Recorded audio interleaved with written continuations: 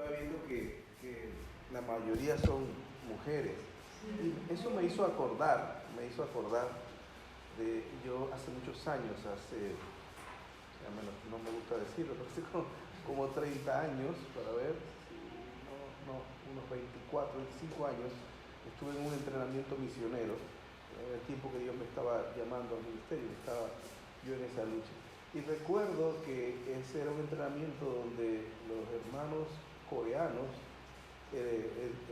estaban a cargo y venían varios pastores coreanos a ayudar y a enseñar. Uno en especial era el pastor Hayit, creo que se llamaba, no me acuerdo bien cómo era el nombre de él, porque era en coreano, yo no sabía. Pero bueno, la cosa es que él nos contó que él llegó un día lo enviaron a pastorear una iglesia en Hawái.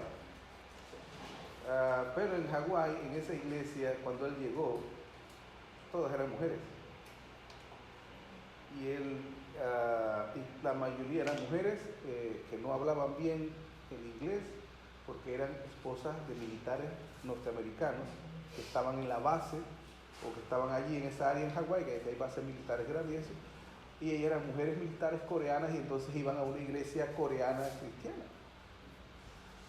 Entonces el pastor comenzó a predicar y él era un hombre que le gusta el evangelio, las misiones, ir por todo el mundo y predicar. Y un día las mujeres se reunieron con el pastor y le dijeron: pastor, nuestro corazón está a punto de reventar.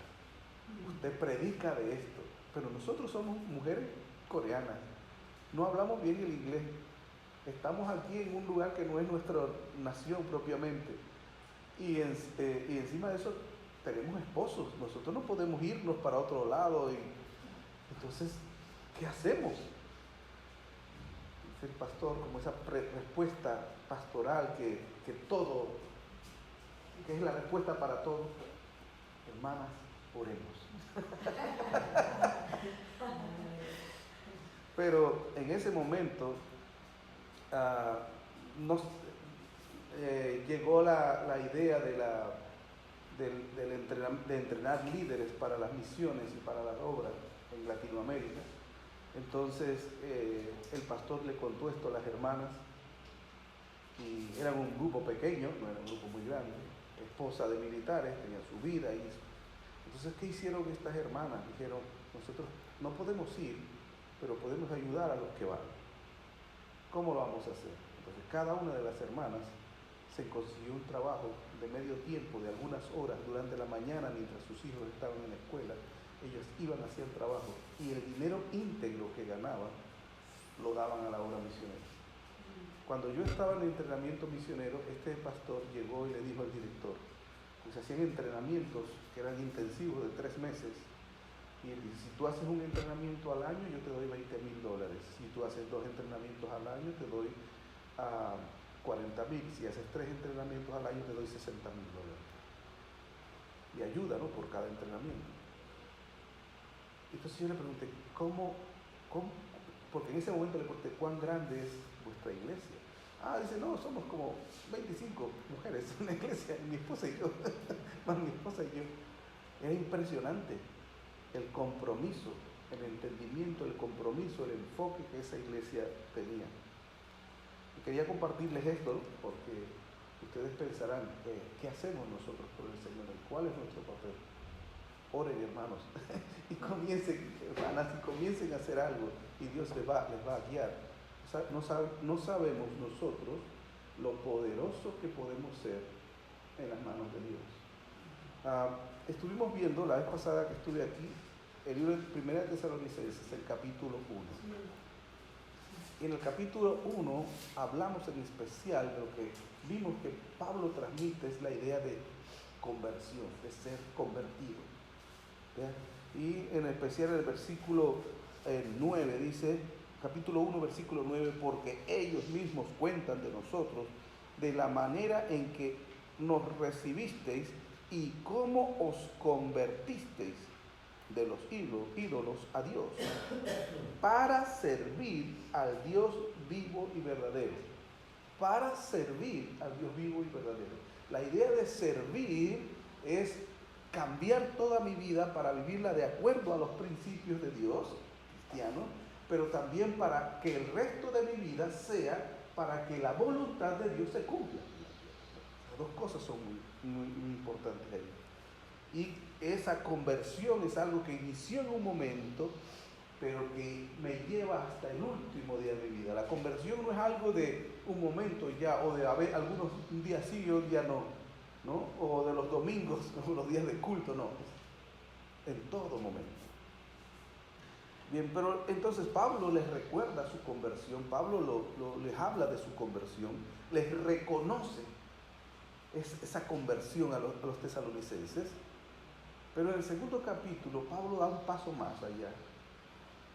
Y Pablo entonces, en ese paso, los lleva a algo más. Sí, os convertisteis cuando os predicamos el Evangelio. Pero el siguiente paso, ¿cuál es? Es recordar la enseñanza. ¿A vosotros os parece que necesitáis que cada domingo venga alguien y os predique y os enseñe? Pero mi pregunta es, ¿cuánto tiempo tiene alguien ya viniendo y enseñando? ¿Hace cuántas personas Dios ha enviado para enseñaros? ¿Cuánta información habéis recibido? ¿Cuánto Dios ya os ha entregado? ¿Cuánto? Y muchas veces como cristianos, y más en este sistema de iglesia en el que nosotros vivimos como los pollitos, pío, siempre tratando de recibir. Y los tesalonicenses podían sentir que ellos necesitaban. Fíjate, Pablo tuvo unos meses con los tesalonicenses y después se fue y los dejó ahí. Los tesalonicenses con justa razón podían decir, Pablo, tú nos has abandonado. ¿Hace cuánto que no vienes por aquí? Nos mandas un email, en aquel tiempo no había email, no había nada de esas cosas, ¿verdad? Pero Pablo les dice a los tesalonicenses, después de reconocer su conversión, les dice, necesitáis recordar lo que ya se os ha dado.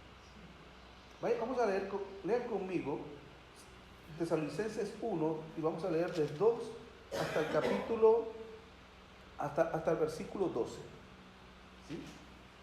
Y yo quiero que usted, no sé si quieres anotarlo o subrayarlo en tu Biblia, pero ¿cuántas veces Pablo usa una palabra que les invita a recordar? ¿Cuántas veces? Vamos a ver. Dice, capítulo 2, versículo 1.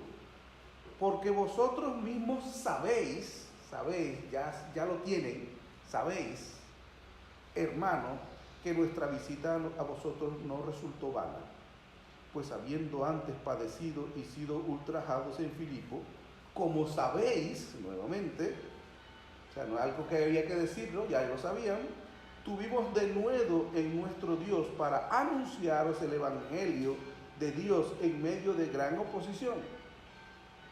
Porque nuestra exhortación no procedió de error, ni de impureza, ni fue por engaño, sino que fuimos aprobados por Dios para que se nos confiase el Evangelio.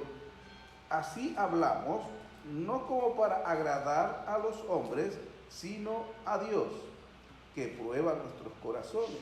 Porque nunca usamos palabras lisonjeras, como sabéis, ni encubrimos avaricia. Dios es testigo. Ni buscamos gloria de hombres, ni de vosotros, ni de otros, aunque podíamos seros carga como apóstoles de Cristo. Antes fuimos tiernos entre vosotros, como la nodriza que cuida con ternura a sus propios hijos. Tan grande es nuestro afecto por vosotros que hubiéramos querido entregaros no solo el Evangelio de Dios, sino también nuestras propias vidas, porque habéis llegado a sernos muy queridos. Porque recordáis, hermanos, de nuestro trabajo y fatiga, como trabajando de noche y de día, para no seros gravosos a ninguno de vosotros, os predicamos el Evangelio de Dios. Otra vez, vosotros sois testigos, o sea que lo sabían, sois testigos y también, y Dios también, de cuánta santa, justa e irreprensiblemente nos comportamos con vosotros los creyentes. Así como también sabéis de qué modo, como el Padre a sus hijos, exhortamos y consolamos a cada uno de vosotros, y os encargábamos que anduvieseis como es digno de Dios, que nos llamó a su reino y gloria. ¿Cuántas veces? A ver, ¿cuántas veces en unos cortos versículos? Yo tengo aquí 1, 2, 6. 6 veces. Así que Pablo está realmente tratando de que ellos recuerden. Que en otras palabras no estén pensando, cuánto nos hace falta, sino que recuerden cuánto ya Dios les ha dado a los tesalonicenses en este caso. Cuánta riqueza ya tenían. A ver, lo primero que Pablo dice, vamos a ir por parte, dice, porque vosotros mismos sabéis, hermanos, que nuestra visita a vosotros no resultó vana,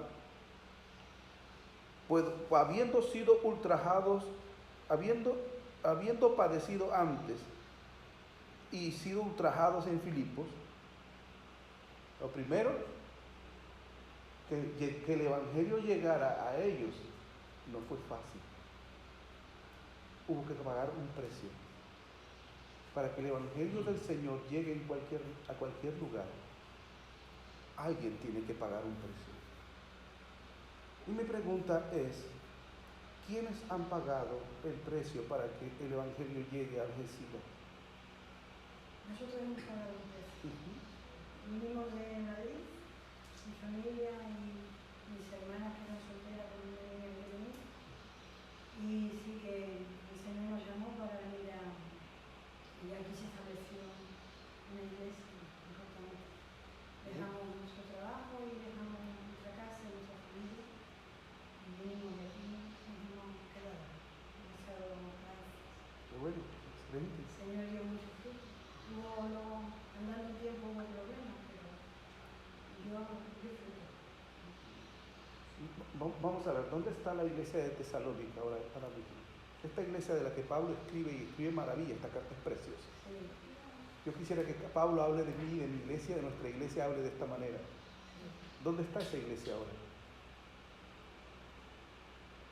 Fíjense que no dije dónde estuvo, digo dónde está esa iglesia. Los que han sido de Cristo estarán con él. Exactamente, está con Cristo. ¿Sí? Una iglesia como movimiento que usted lo ve puede llegar, que comience con unas personas, llega a crecer, puede ser 20, 30, 40, 50, que sí, o 1000, lo que sea, y un día esa iglesia puede que hasta el local desaparezca y todo. Pero todas las personas que creyeron y se convirtieron y le entregaron su vida a Dios, tal vez se movieron a otros lugares, se fueron, la obra del Señor siguió. Yo acepté a Cristo en una iglesia, en una ciudad pequeña en Panamá, y mire dónde estoy. No sé cuántos kilómetros, ¿sí? Entonces, la iglesia del Señor somos las personas, y todos juntos un día alabaremos al Señor en su presencia, y la iglesia no se pierde, la iglesia siempre estará ahí, ¿verdad? Así que animaos con eso. Pero, ¿qué precio hay que pagar o se ha pagado para que la iglesia llegue aquí, los hermanos? ¿Cuánta gente ha venido? ¿Cuánta gente le ha predicado el Evangelio? Yo he venido algunas veces, no solamente estas últimas 2 veces, antes he venido aquí y he predicado con mi familia, hemos comido, hemos dado nuestro tiempo, de nuestro cariño, pero seguro que hay gente que ha dado mucho más. Sé que Rubén Villar viene a visitarlo, él viene de más lejos que yo, pero entienden, pero esto es parte de la obra. Pero para que alguien se convierta, para que alguien reciba el mensaje, para que alguien sea instruido en la palabra, hay un precio que pagar. Y el primero que pagó el precio fue nuestro Señor Jesucristo. ¿Sí? De tal manera amó Dios al mundo que ha dado a su Hijo unigénito para que todo aquel que en él cree no se pierda, mas tenga vida eterna. Juan 3:16. Primera de Juan 3:16. En esto hemos conocido el amor, el que Él puso su vida por nosotros. También nosotros tenemos que poner la vida por los hermanos.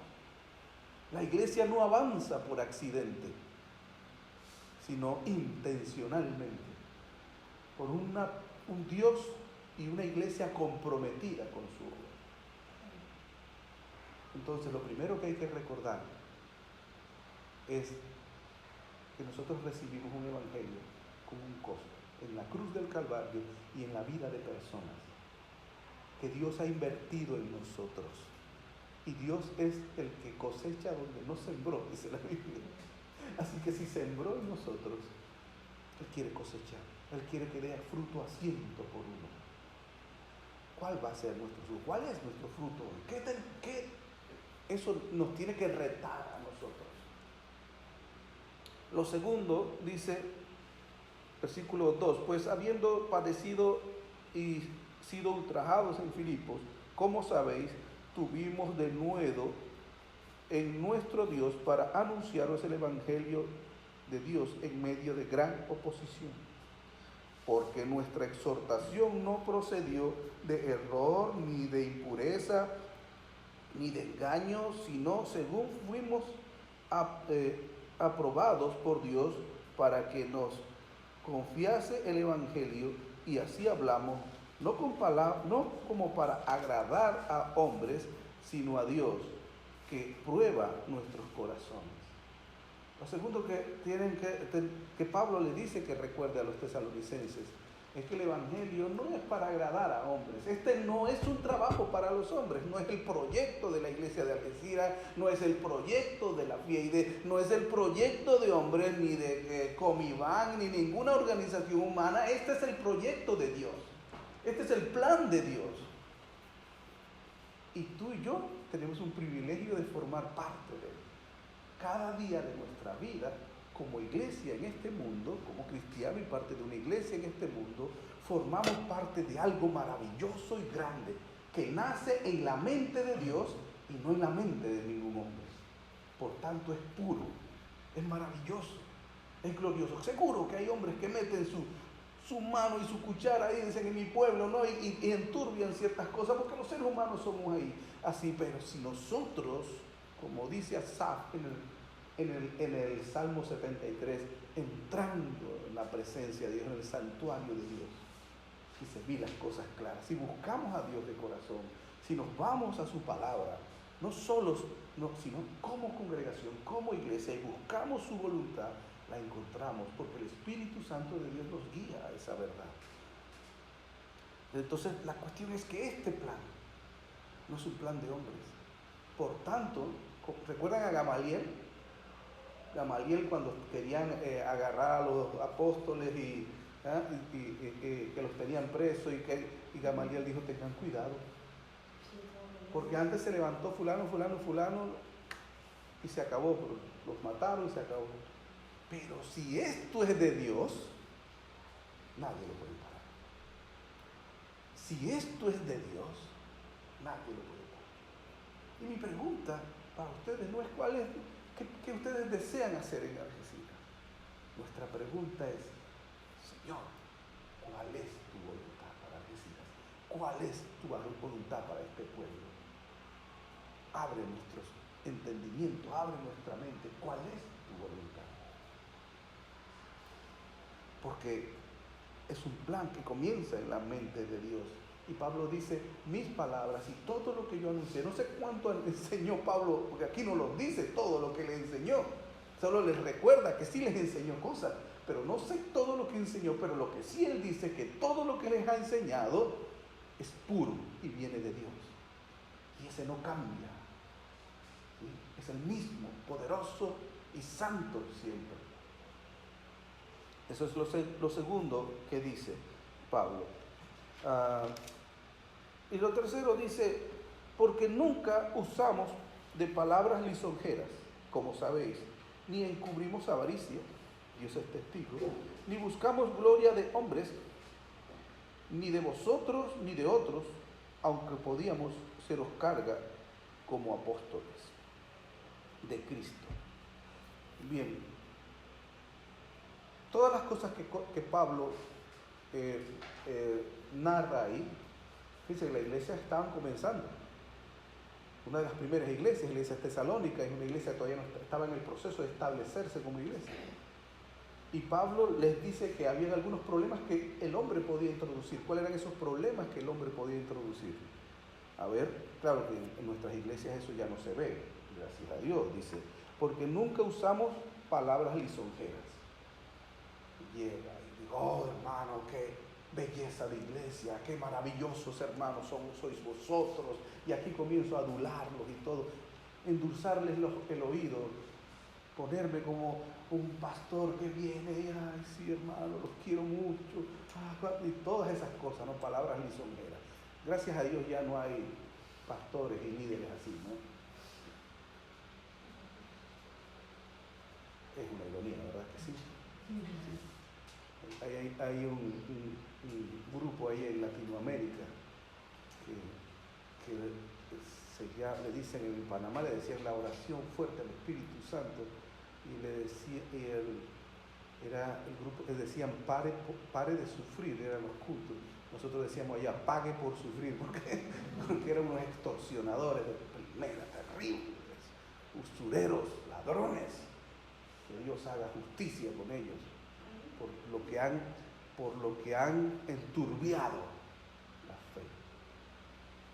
Yo he estado en Guatemala, donde están todos esos, ¿cómo se llama? Mega iglesias y esos super apóstoles. Yo vi la casa de un apóstol donde su casa valía 7 millones de dólares, pero yo te podía llevar caminando a donde la gente, de su casa, caminando a donde la gente vivía en cuevas, porque no podía ni pagar una casa. No una, ni dos, ni tres personas, miles de personas. Pobreza extrema en Guatemala. La gente, los niños no tienen comida 3 veces al día, la gente no tiene comida, ahí no hay vacunas, ahí no hay nada de eso. Pero ese hombre, predicando al Señor, tiene una casa de 7 millones de dólares. Y pues puedo contar muchas cosas más. Palabras lisonjeras, dice. Como sabéis, ni encubrimos avaricia. Esas palabras lisonjeras que encubren avaricia, ¿no? Porque lamentablemente la fe ha sido muchas veces usada, y cuidado, que seguirá siendo usada por hombres torcidos para enriquecerse. Hombres torcidos dentro de la iglesia. ¿Por qué? Porque Dios es malo, no porque nosotros. Pablo acaba de decir que Dios es puro y que todo lo que le dio es puro. Los torcidos somos nosotros. Y tenemos que tener cuidado de mantener puro el mensaje del Evangelio y la vida en el Evangelio. Porque el mensaje del Evangelio en la mente de Pablo no es algo escrito. El mensaje del Evangelio en la mente de Pablo es la vida misma de la iglesia. Tú eres el mensaje del Evangelio. Yo soy el mensaje del Evangelio. Y ese Evangelio es tan claro para mis vecinos en la medida que yo vivo según el Evangelio que creo y según los principios de Cristo que yo conozco y que conocemos como comunidad. Así que cuando yo abro mi boca y cuento que hay un Dios que se hizo hombre, que habitó entre nosotros, que hizo milagros, que murió en una cruz, que resucitó al tercer día y que un día vendrá a juzgar vivos y muertos, a través de mi vida y a través de lo que me conocen, a través de lo que conocen mi iglesia y mi comunidad cristiana, ese mensaje tiene poder, es poderoso. Pero si ese mensaje viene a través de la avaricia y a través de renglones torcidos, el mensaje no llega, no se cree, no es creíble. Ni buscamos gloria de hombres, ni de vosotros, ni de otros, aunque podíamos seros carga como apóstoles de Cristo. O sea, ni siquiera pidieron un salario, es lo que se está refiriendo. ¿Sí? Ni siquiera pidieron un salario. ¿Por qué? Porque ellos estaban plantando una iglesia, estaban iniciando una iglesia. Y si estaban iniciando la iglesia y sabían que el dinero era un problema, Pablo dijo, ¿sabes qué? Yo no voy a ponerle carga económica a esta gente.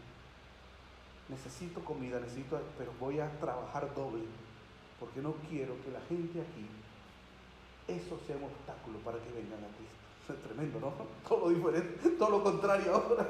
Todo lo contrario ahora. Cuando yo estaba en el seminario estudiando, llegó uno de los de los maestros, dijo, los profesores, este es el seminario, supuestamente uno de los mejores seminarios, pelean porque eso es el mejor seminario de Latinoamérica, no sé si así o no, ni me interesa, pero él dijo, y recuerdo eso, me dio náuseas en ese momento, pero él dijo, es que vosotros sois vas a ser egresado de este seminario, vosotros no sois para pastorear cualquier iglesia. ¿Qué dice? Yo escuché a ese hombre, y le dice, con este hombre no quiero dar ni una clase, ni una materia, no quiero ir. Terrible. Avaricia, había avaricia. Él quería las iglesias grandes, donde pagan más dinero, donde tienes más renombre. ¿A dónde iría Cristo? Qué tremendo, ¿no? Pero Pablo dice a la iglesia en Tesalónica, no es así.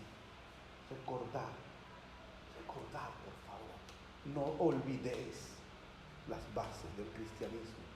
No olvidéis que el cristianismo es puro, que el evangelio es puro.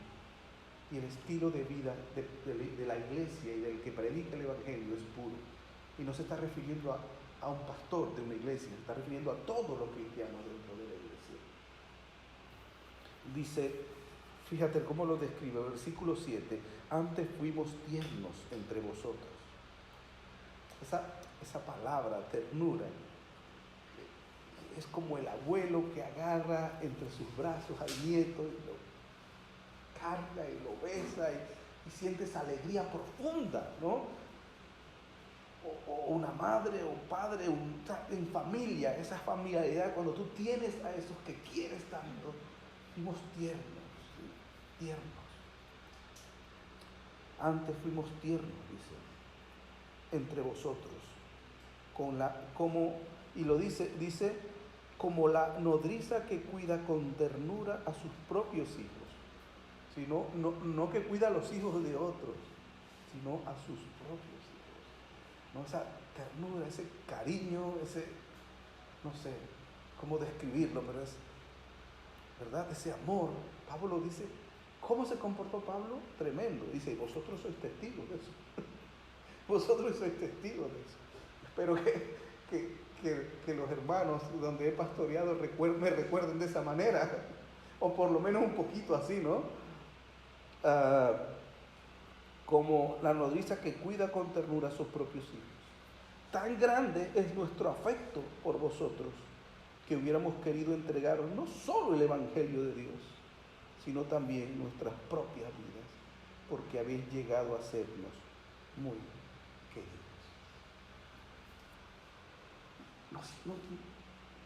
No sé si podemos entender la profundidad de las palabras de Pablo. A veces digo, Señor, quisiera sentir lo que Pablo está diciendo. Y a veces me pregunto si yo como hermano, como cristiano,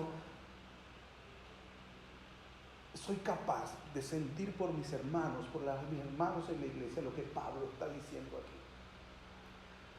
Esto es lo que se siente por un hijo, por un hermano, por la familia realmente, por esa parte de la familia sanamente, porque a veces decimos familia, pero de esa parte de la familia que amamos, que son especiales, por aquellos que sentimos que podemos morir por ellos, que vale la pena luchar, trabajar y esforzarnos por ellos, ¿verdad? Eso es lo que Pablo dice. La iglesia llegó a ser una verdadera familia para Pablo, llegó a ser la gente a quien amaba, aquellos por quien estaba dispuesto a morir. Yo recuerdo cuando nació mi hija Caterina, la primera vez cuando la tuve en los brazos, yo había llevado, hay una anécdota, porque yo había llevado una cámara para grabar. Y cuando llegaron, y todo el mundo me había dicho que yo tengo 5 hermanos, en mi familia solo había hijos, y entonces nos quisimos saber que si era niño o niña, pero ya todo el mundo estaba convencido que era varón, ya todo el mundo me decía que era varón, y cuando llego yo iba a grabar el bebé, que lo traían para pasarlo ahí de los cristales donde ponen a los bebés y todo, y cuando yo estoy allí y me dicen, felicidades papá, tienes una niña, y yo, puse a un lado la cámara se pasó 1 hora grabando allí la pared, y yo me quedé embobado así viendo por el cristal a mi hija, 1 hora viéndola. En ese momento yo supe que podía morir por esa criatura, que lo daba todo por ella, todo. ¿entienden? Sentí un cariño que no podía haber experimentado antes. Amo a mi esposa con locura, como ustedes no tienen idea, pero lo que sentí por mi hija, esa ternura que Pablo habla allí. Tiene 22 años ahora, de vez en cuando sale, papá, me llevas a tal lado, yo, Señor, pero no puedo decirle que no.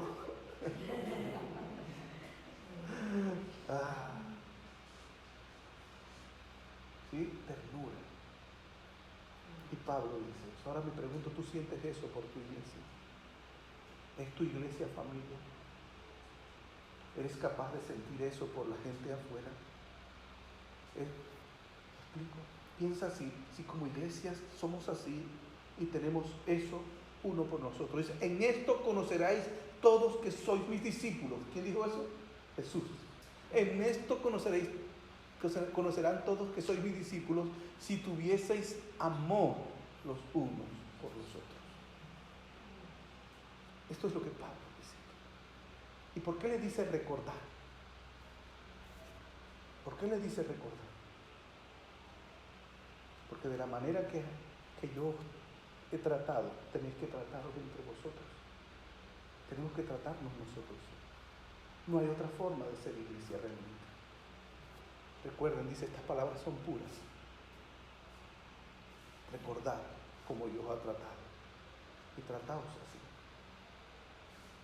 Es tremendo lo que Pablo nos dice aquí. Pero además dice, versículo 9, porque os acordáis, hermanos, de nuestro trabajo y fatiga, como trabajando de noche y de día, para no ser gravosos a ninguno de vosotros, os predicamos el Evangelio de Dios.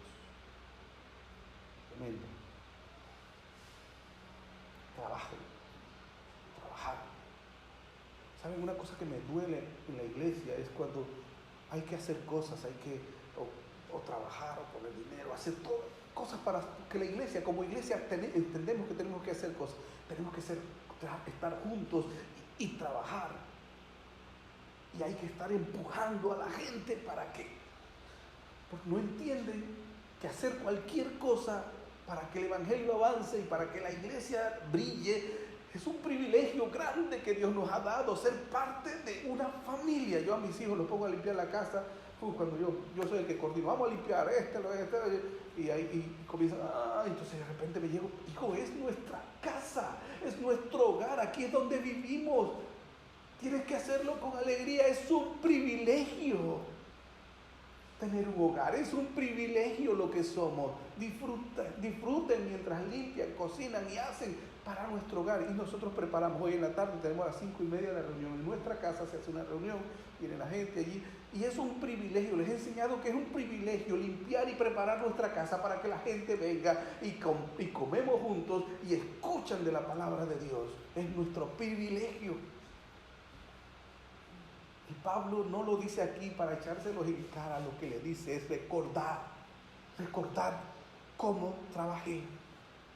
Ejemplo, os dimos lo que estuvimos allí. El esfuerzo, porque la iglesia se construye en Cristo, pero con el trabajo de su pueblo, con el día a día, con la entrega, con la disciplina en nuestra vida cristiana, juntos, trabajando, entregando, con nuestro esfuerzo, porque esa es su voluntad. Dios quiso que fuera así. Es un privilegio que participemos, pero Dios quiso que fuera así. Nos permitió trabajar en algo que dice que desean ver y participar los ángeles, pero nos los ha dejado a nosotros. Tremendo. Pero muchas veces la gente en la iglesia no entiende. Cree que la iglesia es hacer un culto en el domingo y ya, y cumplirlo, y esto y lo otro, y ya, y el resto de la vida es mía. No. Ser cristiano es que mi vida entera le pertenece a Él. Mi vida entera. Bueno, mucho que decir en esto, pero Pablo les habla del trabajo. Dice, nuestro trabajo y fatiga, como trabajamos de noche y de día, para no seros gravosos. Os predicamos el Evangelio de Cristo, el Evangelio de Dios. Y yo tengo muchos recuerdos y puedo hablar de muchos testimonios de gente que yo he visto entregar su vida por el Evangelio de una manera impresionante, impresionante. Tengo el testimonio de mucha gente pero quiero recordar en especial a un hermano que conocí hace muchos años. Él es indígena Guaymí, pero es un genio, un hombre sumamente inteligente. Cuando terminó el bachillerato, le llovieron las becas para ir a estudiar. Él quería ser médico. Pero en ese momento estaban comenzando a plantar entre los Guaymí, ahí en las montañas de mi provincia, comenzaron a plantar iglesias. Él era cristiano, su familia era uno de los primeros cristianos, y le pidieron que fuera al seminario a estudiar. Ni siquiera era un instituto bíblico, y él estudió medicina, fue al seminario.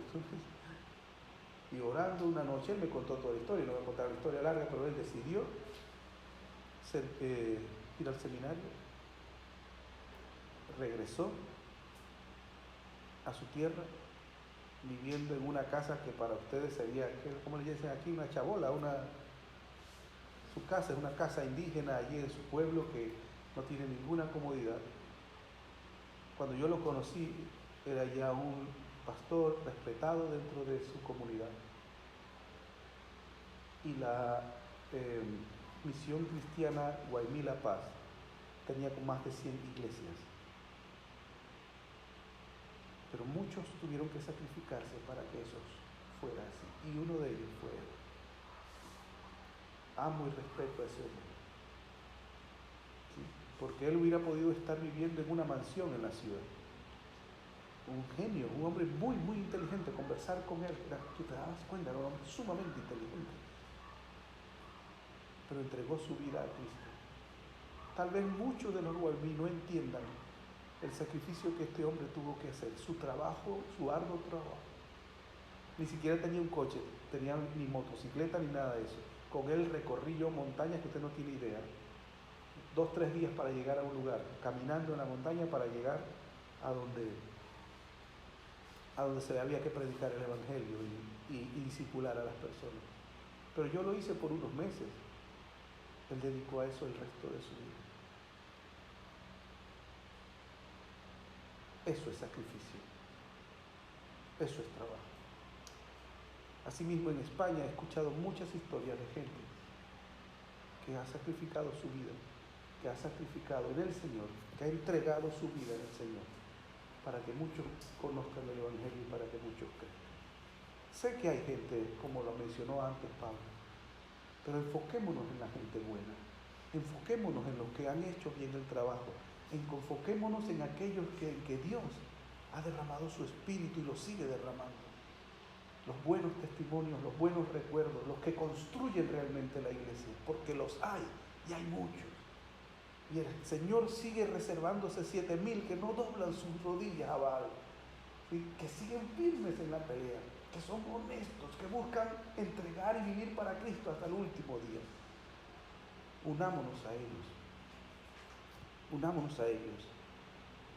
Dice versículo 10, vosotros sois testigos, Dios también, de cuán justa e irreprensible nos comportamos con vosotros los creyentes, así como también sabéis de qué modo, como el Padre a sus hijos, exhortábamos y consolábamos a cada uno de vosotros, y os encargábamos que anduvieseis como es digno de Dios, que os llamó a su reino y gloria. Que anduvieses como es digno. Si lees el resto del pasaje, léanlo con calma en casa y traten de disfrutar al apóstol Pablo,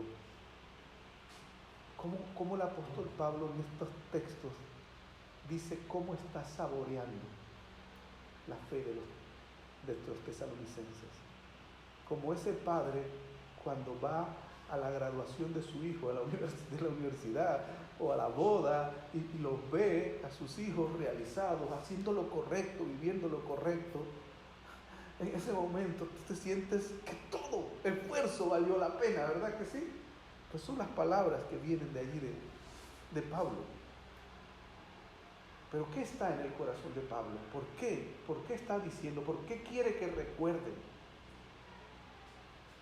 Como padre quiere que recuerden toda esta enseñanza. Dice, exhortamos y consolamos como a cada uno de nosotros y os encargábamos que anduvieseis como es digno de Dios, que nos llamó a su reino y gloria. Y ese no es cualquier privilegio. Vosotros sois nación santa, pueblo escogido, real sacerdocio. Eso somos. Es un gran privilegio. ¿Qué dice Juan 1:12? ¿Qué dice? Mas a todos los que le recibieron, a los que creen en su nombre, les dio potestad de ser llamados hijos de Dios.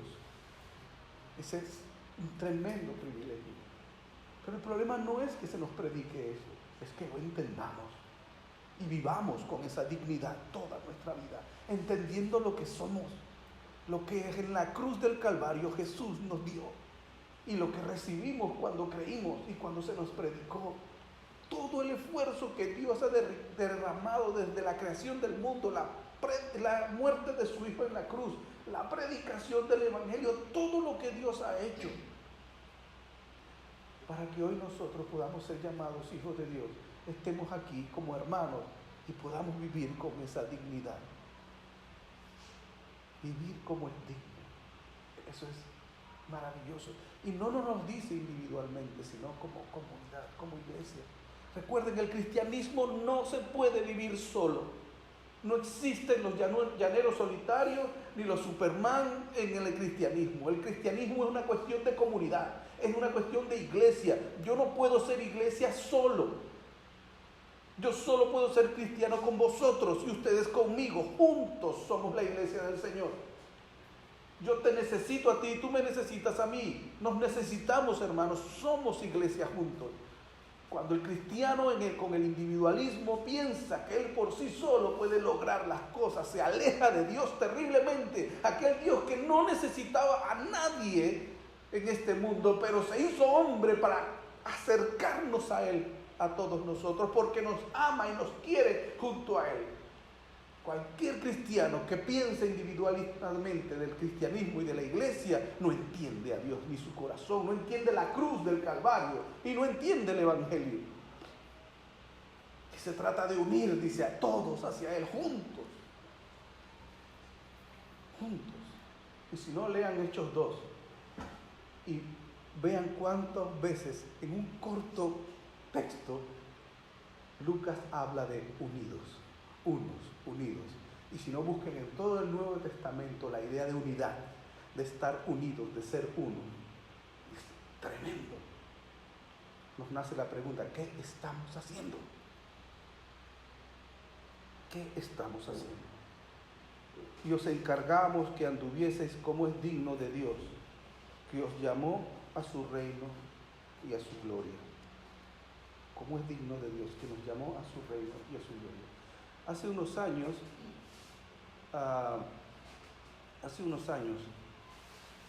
conversé cuando yo decidí servir a Dios, fui primero al entrenamiento misionero, pero después me llamaron a pastorear una iglesia. Yo no estaba preparado para pastorear una iglesia. Yo soy ingeniero, pero de pastorear iglesia, pues yo me sentía corto. Entonces había un misionero que dedicó casi 3 años de su vida para discipularme. Iba toda la semana, una tarde completa, y estudiaba conmigo, me enseñó hasta un poco de griego y hebreo y todas esas cosas. Me enseñó teología, me enseñó a cómo organizar mi vida. Fue mi mentor. Y hace unos años hablé por teléfono con él. Me estaba preguntando. Y alguien le informó de lo que nosotros estábamos haciendo. Y él dijo esto: Mario, esos 3 años de mi vida y ministerio que invertí en ti han sido los mejores de mi vida. Tú me has honrado. No sé qué dirá el Señor cuando yo llegue al cielo. Pero espero que diga algo tan hermoso como eso.